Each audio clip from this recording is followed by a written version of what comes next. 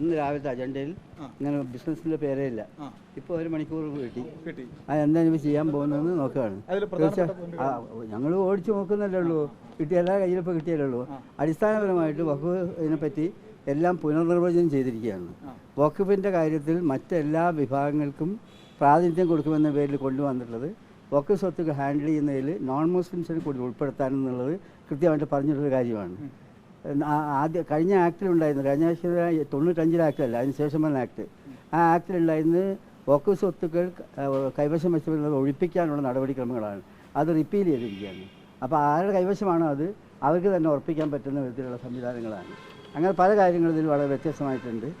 അതുപോലെ തന്നെ ബോർഡിൻ്റെ അധികാരം ഇല്ലാതാക്കുകയാണ്. ബോർഡിൻ്റെ അധികാരമേ ഇല്ലാതാക്കുകയാണ്. നിയമപ്രകാരം ബോർഡിനാണ് അധികാരമുള്ളത്, അല്ല കൗൺസിലിനാണ് അധികാരമുള്ളത്. അത് ഇല്ലായ്മ ചെയ്യുകയാണ്. ഗവൺമെൻറ്റിൻ്റെ നോമിനികളെ എല്ലാ തലങ്ങളിലും തിരികെ കയറ്റാൻ വേണ്ടിയിട്ടുള്ള പദ്ധതികൾ ഇതിലുണ്ട്. കൃത്യമായിട്ട് പറഞ്ഞിട്ടുണ്ട്, ഇന്ന വിധത്തിൽ സർക്കാർ നോമിനേഷനാണെന്ന് പറഞ്ഞിട്ട്.